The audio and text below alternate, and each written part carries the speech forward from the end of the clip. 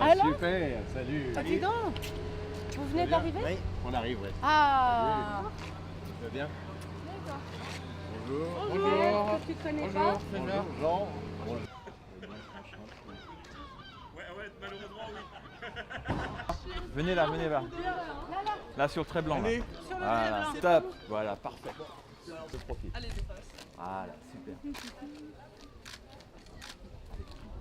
Vers l'horizon. Génial. Allez. Ah, super.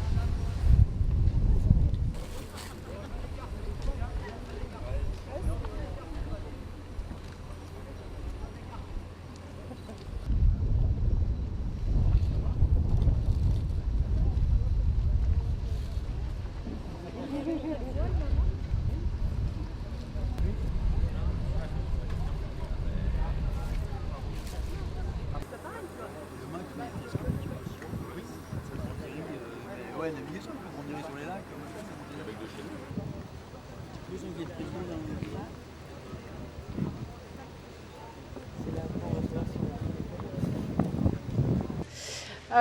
Très émue, très émue et très fière.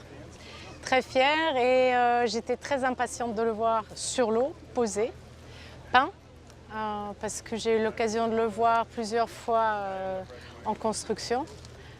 Et c'est vrai que de le voir terminer, c'est une très belle émotion.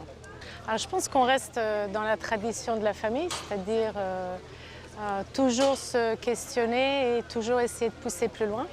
Donc c'est vrai que ce bateau reboucle avec le départ de l'histoire des Gitanas, la recherche de la vitesse, la recherche de toujours pousser les frontières plus loin. Et puis j'ai toujours taquiné les équipes en disant que je n'avais pas le temps de faire une traversée de l'Atlantique en 10 jours et qu'il fallait qu'on fasse beaucoup plus vite. Donc maintenant, je pense que j'aurai plus d'excuses, je ferai les traversées de l'Atlantique. Il y a cette envie de dépassement, voilà, d'innovation, d'ambition, d'aller un peu vers l'inconnu, mais pas avoir peur de cet inconnu. Ça reste maîtrisé, mais il y a des choses, on n'a pas encore de réponse. On se lance dans cette voie, on sait que c'est la bonne, c'est la voie de l'avenir. Maintenant, il va falloir peut-être tâtonner sur 2-3 étapes. Et c'est ça l'ADN du Gitana Team. C'est tout en haut de la pyramide, c'est Ariane et Benjamin qui nous disent allez-y, n'ayez pas peur, nous on vous suit. Et ça c'est unique. C'est unique et ça fait 140 ans que ça dure.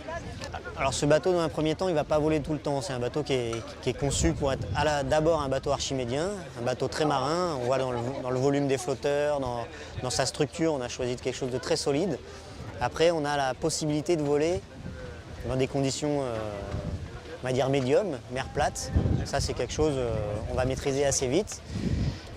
Et ce qu'on ne connaît pas encore, c'est jusqu'à quel état de mer on va pouvoir voler. Alors ça, en solitaire, forcément, cette limite-là, elle arrivera très tôt, parce qu'il y a beaucoup de choses à gérer. En équipage, on aura plus de monde aux manettes pour pouvoir gérer la trajectoire, le réglage des voiles et le réglage des appendices.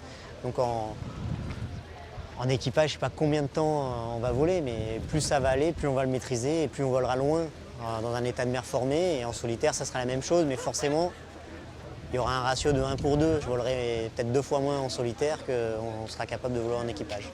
La mise à l'eau finalement de ce bateau est l'aboutissement de 3 ans de travail, un peu plus de 20 mois de construction, 170 000 heures de travail effectif, 35 000 heures d'études.